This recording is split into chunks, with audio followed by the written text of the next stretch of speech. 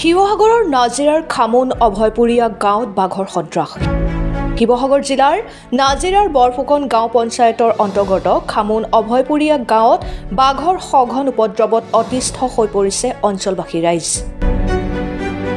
গাঁওখনত বাঘে সঘনাই পশুধন আক্ৰমণ কৰাৰ উপৰিও নিধন কৰিছে বহুকেইটা পশুধন।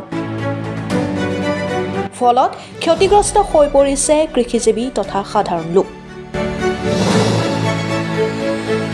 বাঘৰ উপদ্ৰৱৰ ফলত গাঁওখনৰ কণ কণ শিশুসকলক লৈও শংকিত হৈ পৰিছে গাঁওবাসী। দিনে নিশাই আহ-যাহ কৰি থকা শিশুসকলক বাঘে আক্ৰমণ কৰাৰ শংকা প্ৰকাশ কৰিছে গাঁওবাসীয়ে। বহু লোকৰ গৃহলৈ আহি বহু লোকৰ পশুধন বাঘে আক্ৰমণ কৰি নি নিধন কৰিছে। অতি শীঘ্ৰে গাঁওখনত এটা পিঞ্জৰাৰ ব্যৱস্থা গ্ৰহণ কৰিবলৈ অঞ্চলবাসী ৰাইজে বন বিভাগক দাবী জনায়।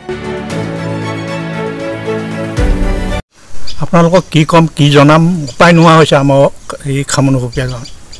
ইয়াত বাঘে ইমানেই দিগদাৰ কৰিছে, হাঁহ ছাগলী গৰু গোটেইবিলাক মাৰি তহিলং কৰিছে। মোৰ নিজৰে সেই 12টা হাঁহ আছিলে, 5টা লৈ গ'ল, 5টা মাৰি থৈ গ'ল বাঘে।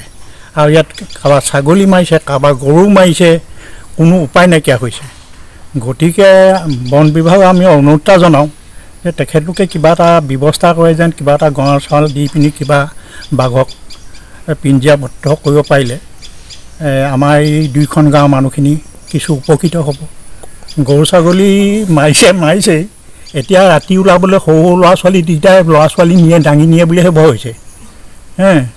বাঘৰ তাৰমানে চোতালৰ পৰা লৈ গৈছে মোৰ ঘৰৰ পৰা হাঁহ। গতিকে এতিয়া মানুহৰ কাৰণে বিপদ হয় বুলিহে, কেতিয়া মানুহ মাৰি থৈ যায় বুলিহে ভয় হৈছে। গতিকে আপোনালোকে কি কৰে আমিনো কি জনাম, আমি গাঁৱলীয়া মানুহ। গতিকে আপোনালোকে সুব্যৱস্থা এটা কৰিলে আমি ভাল পাম।